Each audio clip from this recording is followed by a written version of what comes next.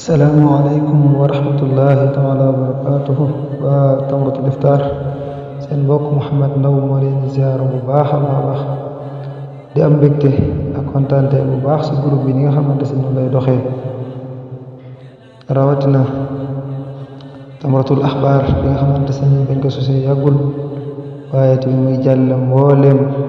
information yoo xamante si ni day bàyyi ko ci réew mi wala bitim réew waaye di ko bind en français waaye tamit di ko bindee arabe waaye di ko bindee tamit wolof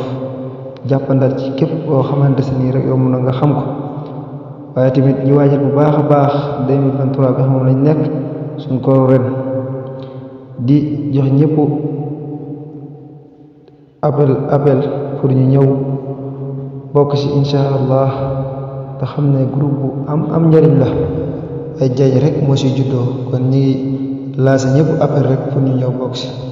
asalaamaaleykum wa rahmatullah